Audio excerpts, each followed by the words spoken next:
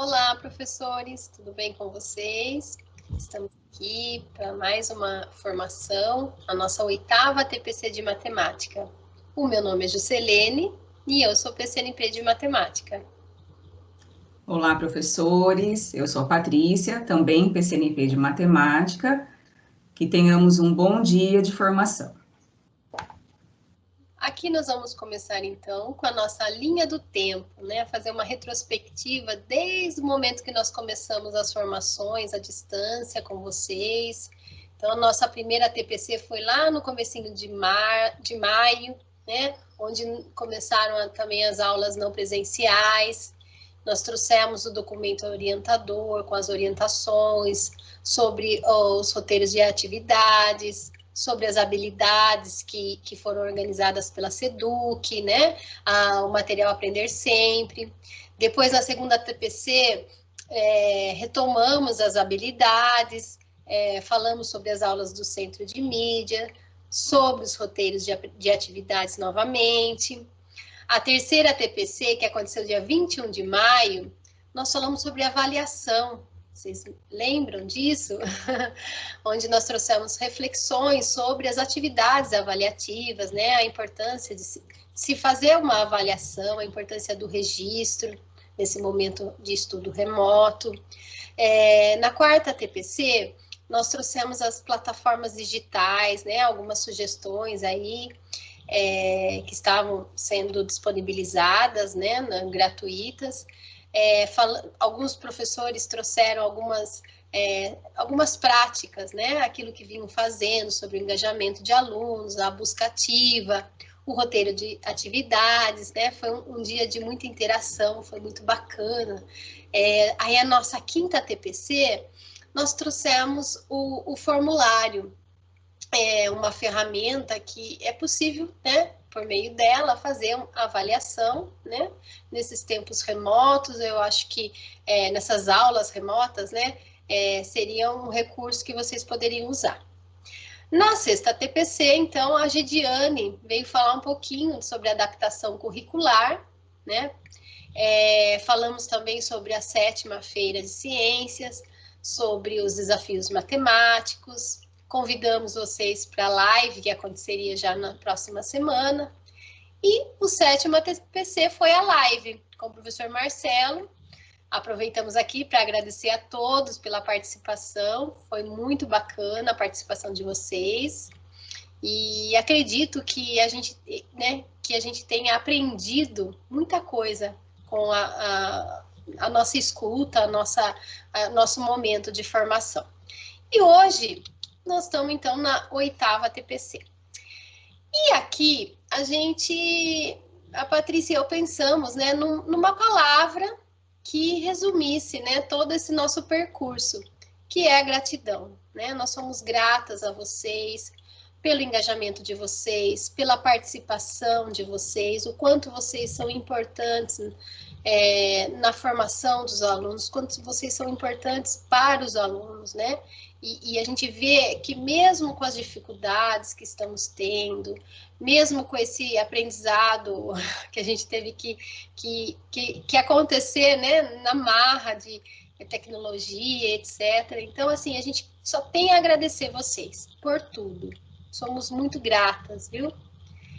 E aqui a gente vai passar, então, uma mensagem. Olá, professora. Como é que tá, professor? Eu estou aqui em casa, espero que vocês também estejam em casa.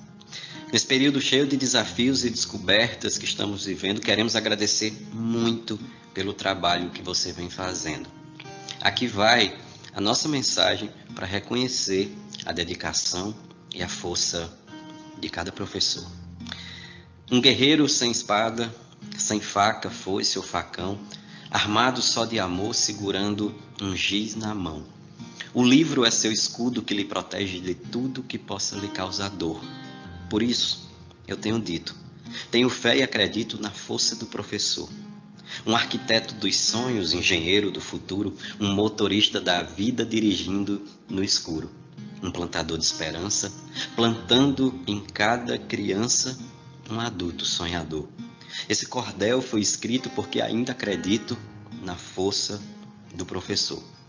O professor planta o bem na mente de uma criança como um bravo agricultor que peleja e nunca cansa, regando cada semente, sabendo que lá na frente nascerá um pé de amor brotando no infinito.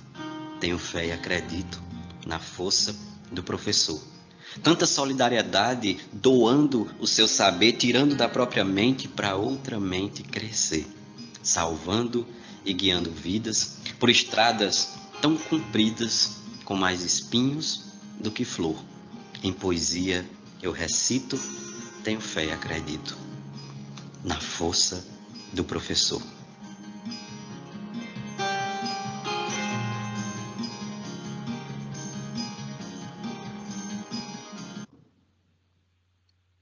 Nós acreditamos em vocês, né? Na força de todos vocês, né? Na nossa força. Eu acho que nós somos muito fortes, né? Estamos resistindo a todas as dificuldades.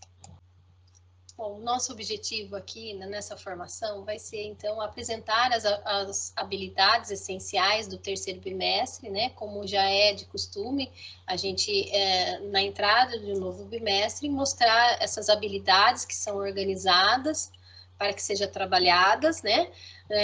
No entanto, não esquecer daquelas que não foram consolidadas dos bimestres passados, tá? Retomar a discussão sobre modelagem matemática e como essa abordagem é apresentada no currículo paulista. E apoiar a prática docente por meio de possibilidades de trabalho com a modelagem. Então, esse é o nosso objetivo de hoje, tá? Então, primeiro a gente vai trazer essas habilidades do terceiro bimestre, vai trazer um pouquinho da abordagem, da modelagem que está no currículo e as possibilidades, então, de trabalho.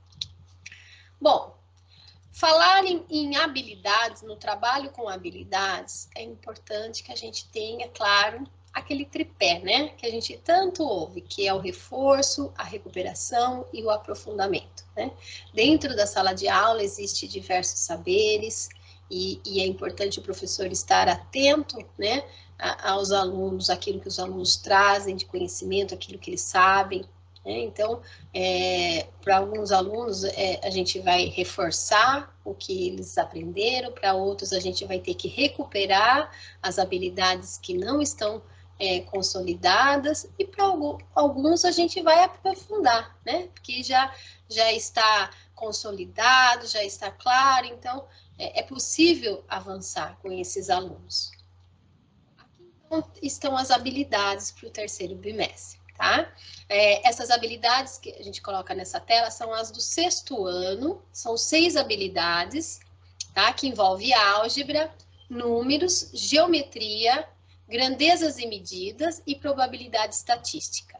Tá? Se a gente olhar aqui no objeto do conhecimento, a gente percebe que nós vamos ter aí um trabalho com razões, né? Porcentagens, tá?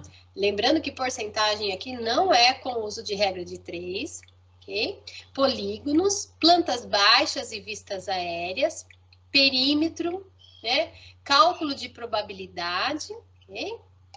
Depois, no sétimo ano, também são 6 habilidades que envolvem números, álgebra, geometria, grandezas e medidas e probabilidade estatística, tá? Objeto de conhecimento, números racionais, equivalência de expressões algébricas, problemas envolvendo grandezas proporcionais, relações entre ângulos, cálculo de volume de blocos retangulares, experimentos aleatórios, enfim. É importante que depois vocês leiam, retomem isso com cuidado, né? Para ver aquilo que dá para a gente buscar de habilidades anteriores, que precisam ser reforçadas para dar início a essas habilidades aí, enfim. Oitavo ano, também são 6 habilidades, tá? Que envolve álgebra, geometria e probabilidade estatística.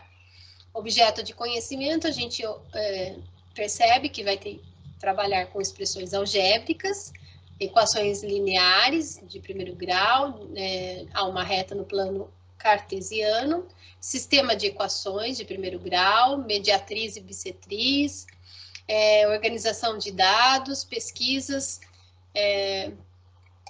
No 9º ano também são 6 habilidades, envolvendo geometria, números, probabilidade estatística. E aí, então, aqui entra as relações métricas do triângulo retângulo, entra a distância entre pontos no plano cartesiano, porcentagem, análise de gráficos, planejamento, pesquisa amostral. Na primeira série do ensino médio, entra a função exponencial e logaritmo, tá? Então, são quatro habilidades aí envolvendo esses objetos de conhecimento.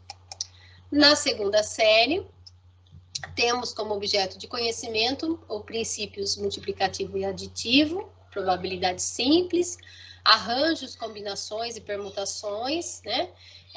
Probabilidade de reunião, intersecção de eventos, distribuição binominal de probabilidades, enfim. São essas habilidades do segundo. Da terceira série, nós vamos trabalhar com funções e gráficos, funções trigonométricas, exponencial, logarítmica e polinomiais. Translação, reflexões, inversão, gráficos, número, logaritmo, natural, enfim. Aí é só para que vocês deem uma olhada já, né, para ver o que vem aí. Bom, diante dessas habilidades apresentadas, pensamos na seguinte proposta metodológica para o desenvolvimento do trabalho nesse bimestre. Então, o que a gente, Patrícia e eu ficamos pensando, o que a gente poderia dar, né, de contribuição ou contribuir com esses professores, de tal forma que eles trabalhem essas habilidades do bimestre, né, de uma forma que contemple o currículo e o material. Então, pensamos então no trabalho com a modelagem matemática, tá? E aí, olhando para o currículo paulista, percebemos que a modelagem matemática está lá, né? Ela aparece tanto no currículo dos anos finais, como agora no currículo do ensino médio também ela se faz presente. Então, veja como está lá no currículo dos anos finais. Que a necessidade dos cidadãos compreenderem os fenômenos que os cercam, a partir de questionamentos ou investigação, aponta para o trabalho pedagógico com a modelagem matemática. A partir de uma situação prática, os estudantes podem utilizar modelos matemáticos para responder aos questionamentos inicialmente propostos. Isso exige intuição e criatividade para a interpretação do problema e proposição de soluções não somente para uma situação particular, mas que podem ser suporte para a resolução de novos problemas, sejam de ordem prática ou teórica. Com a modelagem matemática, o objeto de conhecimento passa a ter concretude, pois o modelo matemático concretiza o que era abstrato, o que pode tornar a aprendizagem mais significativa. Então, sabe aquela história, quando a gente está dando aula e o aluno pergunta, mas onde que eu uso isso? Para que serve tudo isso, né? Onde que eu vou? Para que eu estou aprendendo isso? Então, ele não consegue ver a relação daquilo que nós estamos ensinando com a vida deles, com o dia a dia deles, né? Então, a matemática acaba perdendo até, né? Acaba ficando desinteressante. O trabalho com a modelagem matemática contribui nesse sentido, né? Para dar sentido àquilo que nós ensinamos. Então, essa eu acho que é a grande descoberta, né? Então, aqui nós colocamos 2 perguntas para que vocês reflitam durante a formação. O que vocês entendem por modelagem matemática?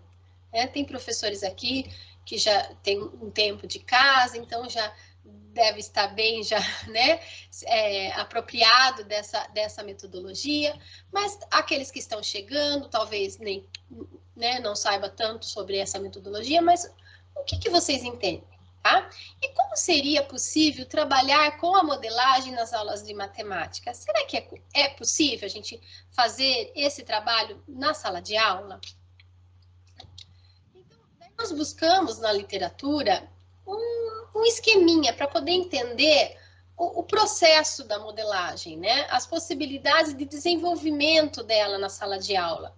Então, são muitas as variáveis até de esquemas que nós encontramos. Mas, nessa fonte aqui, desse livro, ele é um pouco de 2000, mas ele traz um desenvolvimento bastante, nós achamos assim, bastante didático até para o professor entender. Então, primeiro, ele coloca a exposição do tema. E aí, nós só pensamos assim, talvez seja a escolha do tema, né?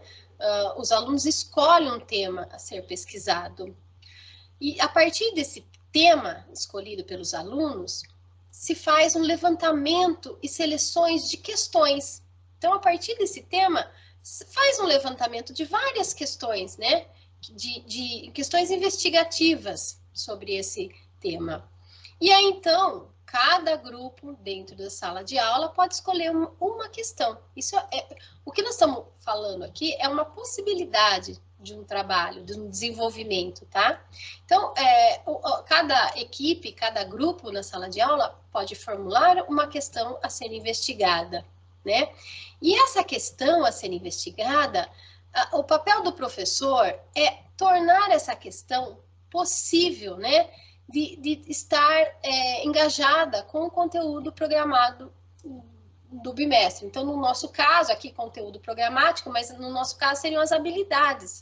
Será que é possível eu atrelar as habilidades que eu tenho que trabalhar no bimestre com a questão formulada, né, a questão levantada pelos alunos, pela equipe, pelo grupo de alunos, né? E aí, depois, então, a resolução dessa questão, né, de tudo que o desenvolvimento, o processo, né, o quanto eu vou aprendendo enquanto eu vou investigando, né, posso chegar no modelo matemático, tá, que resolva isso, né, e aí depois eu valido, eu checo se aquilo realmente é válido, dá certo, né.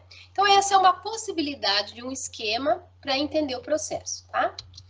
Bom, então vamos falar um pouquinho de cada um e vamos tentar trazer para a nossa prática, para aquilo que nós, né, vivenciamos. Então, olha só, nós trouxemos uma situação hipotética. Imagine o seguinte: com o intuito de conhecer os interesses e necessidades dos alunos de uma turma de 6º ano, a professora Angélica propôs uma conversa entre eles sobre assuntos que fossem do interesse do grupo para uma possível investigação.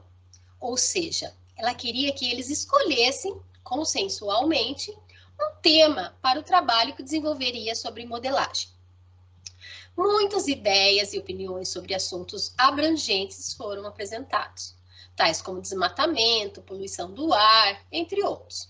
Porém, a professora sugeriu que discutissem sobre assuntos mais específicos, relacionados às suas necessidades e desejos. Então, ela trouxe para a sala de aula, para coisas mais específicas da classe, né? Após algum tempo de debate, surgiram várias opiniões e manifestações de diferentes aspectos. No entanto, a escolha consensual foi a construção da casa própria. Muitos moram em casas de aluguel e sonham em ter sua própria casa. E aí, então, né, dada esse tema escolhido, né, e selecionado pela sala, esse tema, né, eles foram colocando algumas questões, levantando algumas questões sobre o tema. Então, o que pode ser? O que precisamos para construir uma casa? Como fazer uma planta baixa de uma casa?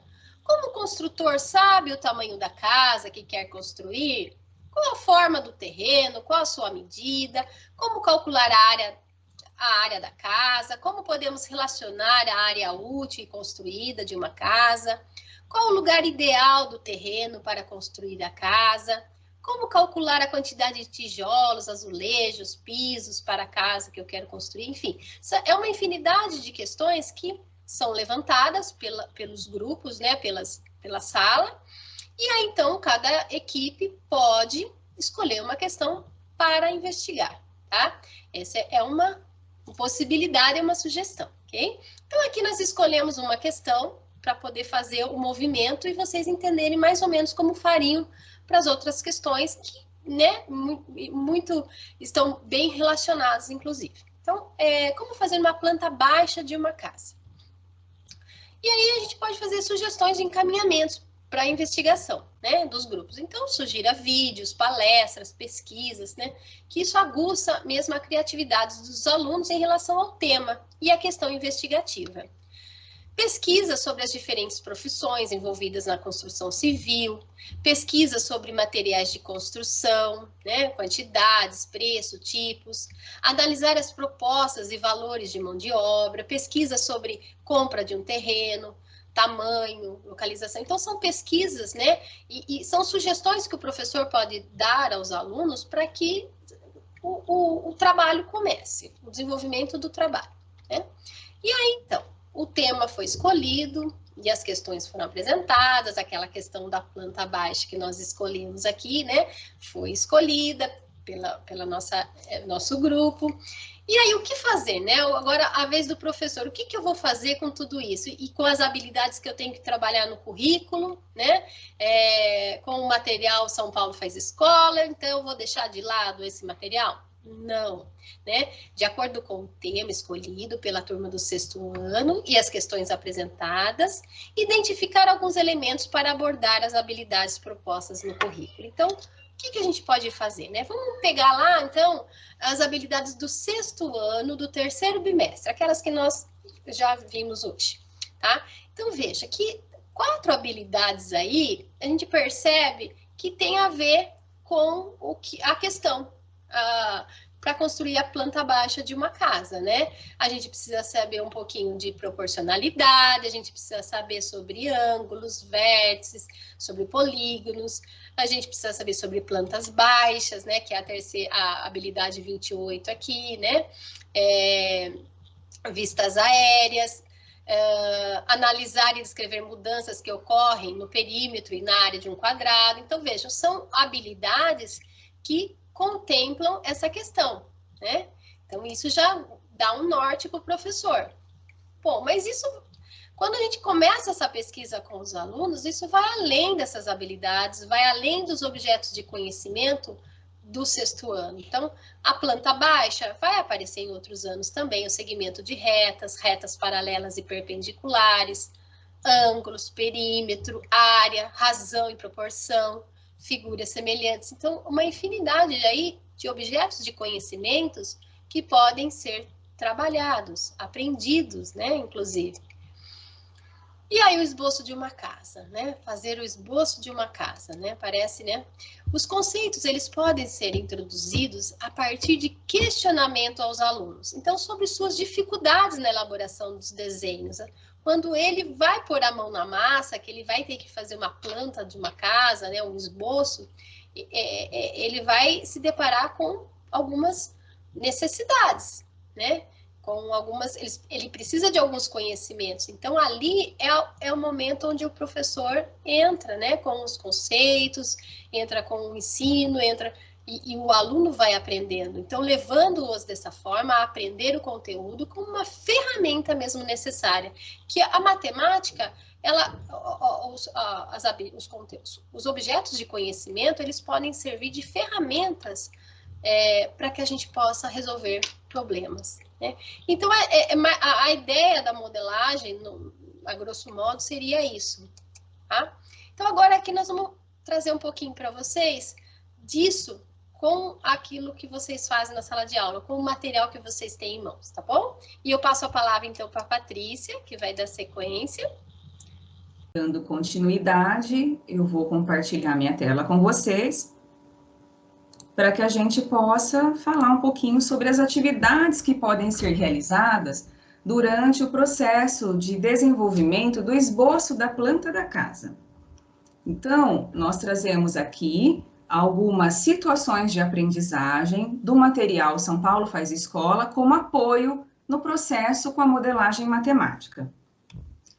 A primeira situação de aprendizagem que apresentamos é a situação 1 do 6º ano, que trata a fração parte todo. A habilidade contemplada é a 13, resolver, elaborar situações-problema que envolvam porcentagens com base na ideia de proporcionalidade, sem fazer o uso da regra de 3, utilizando estratégias pessoais, cálculo mental e calculadora, em contexto de educação financeira, entre outros. Chamamos atenção para a atividade 1.2, que traz a construção de uma casa. E a questão traz também que será colocado piso nesse terreno e que a parte cinza mais clarinha é o quanto de piso foi colocado no primeiro dia, e essa um pouco mais escura, o quanto foi colocado no segundo dia, e aqui ainda em branco, a área que está sem piso. Embora a atividade esteja falando de área, nós achamos interessante trazê-la para o momento para que a gente pudesse nortear o aprendizado do aluno para chegarmos à possibilidade de responder a nossa questão inicial, que era de planta baixa. Lembrando que quando for possível a construção dessa planta baixa, o estudante ele também pode fazer o cálculo da área dos cômodos dessa planta, dessa casa. Na situação de aprendizagem 3, nós apresentamos um recorte do material do professor para apresentar a adaptação curricular que o material trouxe. Então, a adaptação nos fala a montagem de maquetes das plantas da casa ou da escola com objetos em miniatura pode auxiliar na aprendizagem dos estudantes, assim como a utilização de barbantes e objetos do conhecimento do aluno para a prática da atividade. Sugere-se o uso de figuras concretas elaboradas com cartão ou madeira, para que seja facilitado o entendimento do aluno que tem a dificuldade de aprendizagem. Na situação de aprendizagem 4, nós temos a habilidade 26. Essa habilidade 26, ela diz resolver problemas que envolvam a noção de ângulo em diferentes contextos em situações reais, como ângulo de visão. O objeto de conhecimento dessa atividade são os ângulos, a noção, usos e medidas.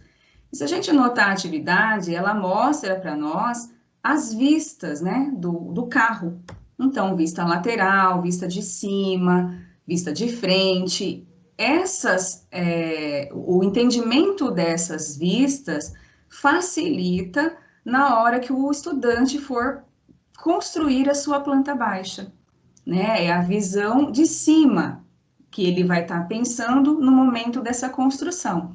Nós temos também aqui a adaptação curricular que o material traz. Utilizar marcadores, como carimbo, para que o estudante possa observar as diferentes vistas e fazer desenhos, que é o que a gente propõe, né? O esboço da planta de uma casa. Usar materiais concretos para fazer o empilhamento das peças. A situação de aprendizagem 5, ela tem como habilidade contemplada a habilidade de número 18, reconhecer, nomear e comparar polígonos, considerando lados, vértices e ângulos, e classificá-los em regulares e não regulares, tanto em suas representações no plano como em faces de poliedros. E os objetos de conhecimento são polígonos, classificações quanto ao número de vértices, as medidas de lados e ângulos, e ao paralelismo e perpendicularismo dos lados. Pensando na nossa planta baixa, essa situação de aprendizagem poderá auxiliar o estudante no momento que ele for pensar nos cômodos dessa casa, dessa planta, né? Como essa atividade propõe a nomenclatura dos polígonos, as características desses polígonos, todo esse conhecimento vai poder estar apoiando o aluno nessa construção da planta. Que forma tem o terreno, como construir os cômodos dessa casa, eu me atento aos ângulos, eu me atento às paredes, eu percebo que eu tenho paredes paralelas, paredes perpendiculares, então a atividade vem para auxiliar esse movimento do trabalho com a modelagem. Já a situação de aprendizagem 6, ela traz aquilo que nós pensamos no princípio, né, da nossa questão, que fala como construir a planta baixa, porque a própria situação fala planta baixa, área e perímetro.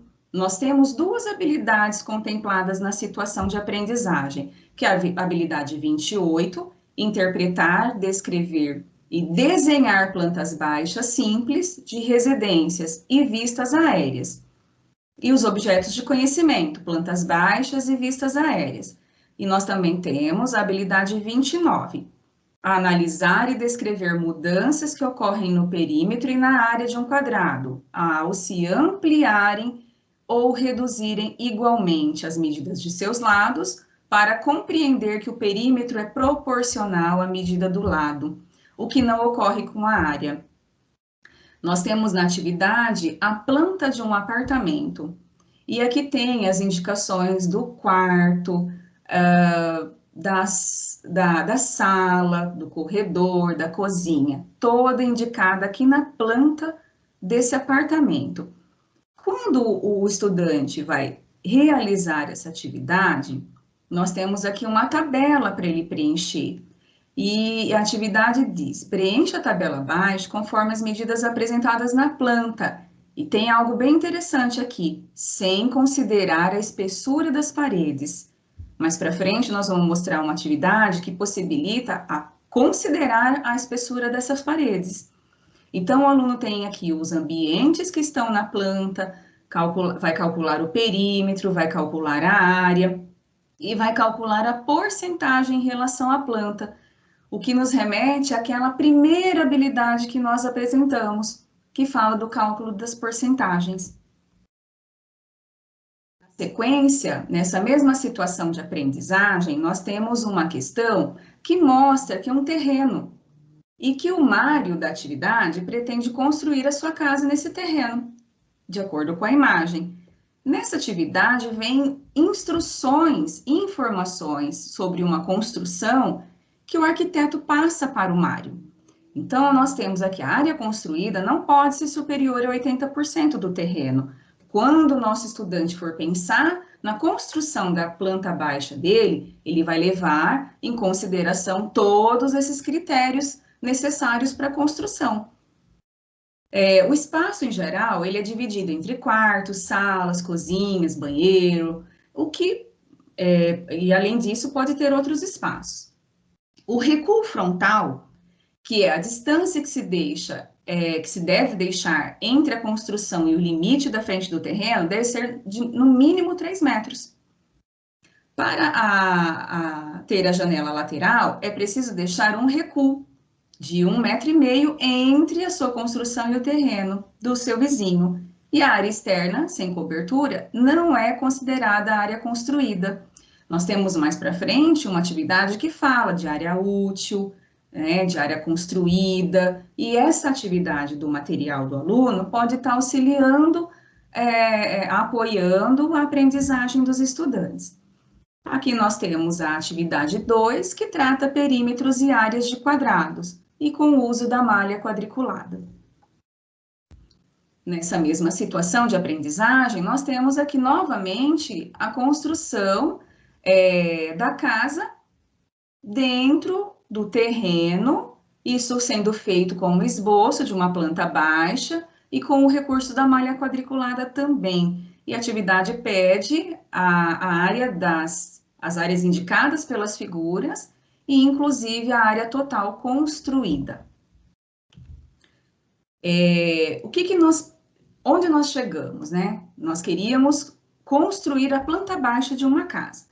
E aqui a gente traz um modelo de planta retirada do livro dos autores, Benbengut e Hen, e nós anotamos as habilidades que são envolvidas aqui nessa construção de planta baixa, que são as habilidades já identificadas anteriormente pelas situações de aprendizagem do material do aluno. Então, nós temos aqui os traços que representam as paredes, e eles podem ser vistos como segmentos de reta. Essas paredes, elas podem ser perpendiculares, as paredes podem ser paralelas, e nós temos, inclusive, aqui um ângulo reto, né? Vários ângulos retos.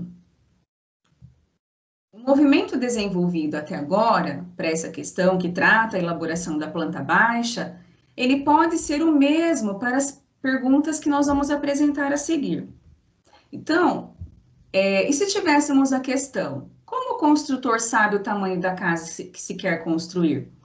O que nós poderíamos trazer de questões, de habilidade para estar respondendo essa questão, né? Para estar conseguindo responder, né? Nas atividades, a gente podia estar atrelando a palavra tamanho à ideia de medida.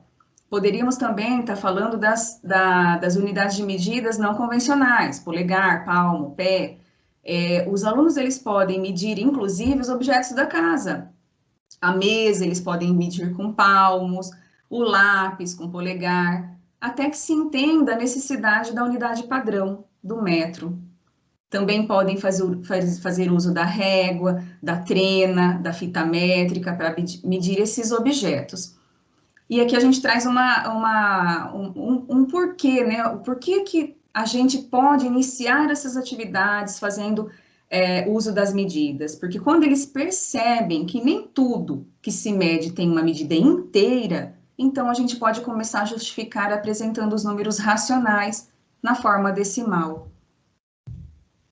E para executar a obra é preciso ter essa planta, né? Que é o desenho que representa a casa que a gente deseja construir. Então, o que a gente também precisa estar entendendo um pouquinho? Eu vou reduzir, eu vou aumentar um desenho e não vou alterar a forma. Então, eu posso também trazer o uso da escala. Nós trouxemos uma citação do livro. Mesmo que o assunto escala não faça parte do programa curricular, você poderá abordá-lo. A criança, desde as séries iniciais, tem uma noção de proporcionalidade. Aqui nós temos também mais um exemplo retirado do livro, e ele mostra para a gente a planta baixa, a escala que pode ser utilizada para a construção dessa planta. Então, ó, cada metro da casa é representado por 1 centímetro na planta, ou 2 centímetros da planta equivalem a 1 metro da casa. E isso pode ser definido por você, professor, sem problema algum. A outra pergunta que nós temos é qual é a medida do terreno? Qual o lugar ideal do terreno para construir a casa? E aí a gente traz as normas para construção, que inclusive já tinha aparecido para a gente numa situação de aprendizagem. Então, qual o espaço ocupado pelas paredes, qual a medida do terreno, da casa, qual o formato desse terreno, tudo isso pode ser abordado para a gente poder responder a nossa pergunta. Falar sobre a área do terreno, a área dos cômodos, da casa toda, trazer um modelo matemático para essa questão, falar sobre os programas, né, que simulam o ambiente, a cor, até mesmo a disposição dos móveis, trazer a questão da medida dos ângulos, a posição das portas, o uso dos cantos, e também pode falar sobre o posicionamento das janelas.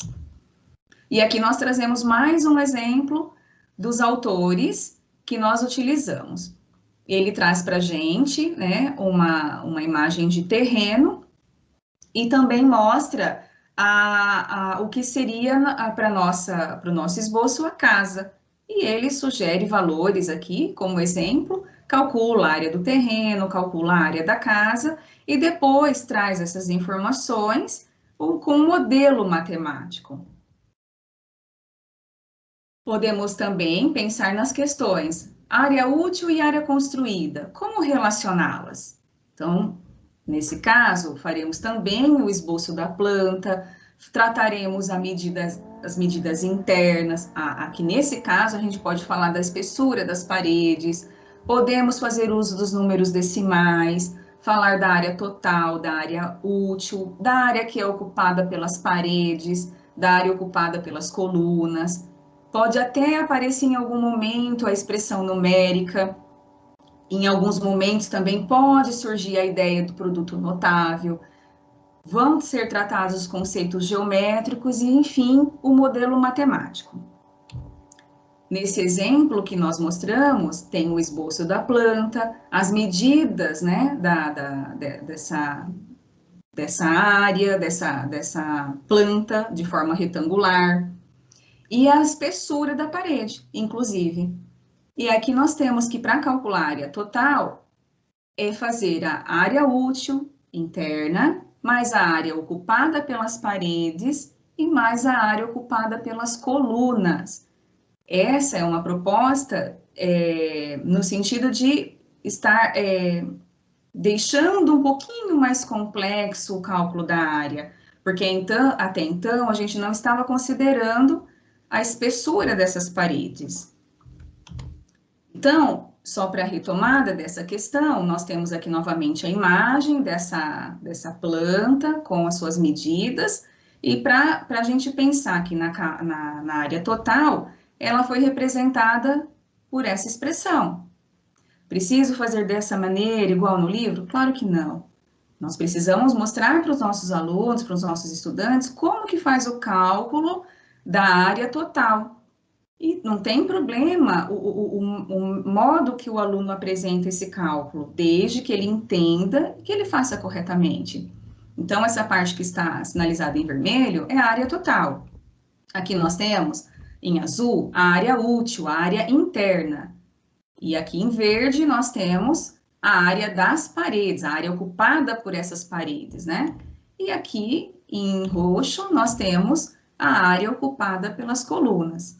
O exemplo do livro, ele vai sendo desenvolvido até que se chegue numa expressão numérica e a gente acaba chegando na ideia de produto notável. É claro que alguns podem pensar, nossa, mas ficou muito complexo para o meu aluno do 6º ano. Sim, esse é o desafio do trabalho com a modelagem matemática, né? E o que pode ser feito se nessa questão a solução caminhar para esse sentido, o professor pode atender ao grupo que ficou com essa dúvida, ou até mesmo ele pode levar para a sala toda essa possibilidade de investigação e de análise da questão. E para finalizar todo esse trabalho, todo esse movimento da aprendizagem com a modelagem, nós precisamos fazer a validação desse trabalho. Nós sabemos que ao trabalho ser iniciado, as questões são levantadas, algumas mais simples, outras mais complexas, né, em relação ao tema que se escolheu. O que é preciso durante todo esse processo? Avaliar a solução que os alunos apresentaram, divulgar esse trabalho realizado pelos grupos, pelos alunos. Eles podem compartilhar as soluções, falar um pouco sobre aquilo que eles pensaram para resolver, para solucionar a questão. E também fazer um relatório. Dessa forma, eles registram as ideias, né? Eles transferem para o papel aquilo que eles pensaram. Qual o motivo que eles tiveram para escolher esse tema, como eles fizeram para pensar na solução desse problema e para chegar nessa apresentação dos modelos. Outro fato que é importante pensar é a avaliação do processo, né? Na hora de avaliar o processo, é interessante que o aluno saiba quais já são os critérios, né, estabelecidos pelo professor para a avaliação de todo esse trabalho com a modelagem. É importante observar a participação do aluno durante todo o processo, como que foi o desenvolvimento dessa atividade, a qualidade das questões elaboradas pelos grupos, o espírito, né, de trabalho em grupo, ou até mesmo de participar da aula, pensar naquela questão do trabalho mesmo, eu atingi meu objetivo, nós conseguimos chegar onde pretendíamos inicialmente, tudo isso precisa ser levado em consideração para fazer uma avaliação de todo o processo, para verificar se é necessário reorganizar e para atender aquilo que se pretendia inicialmente. Essas são as nossas referências e agora a gente passa para o momento de interação. Muito obrigada.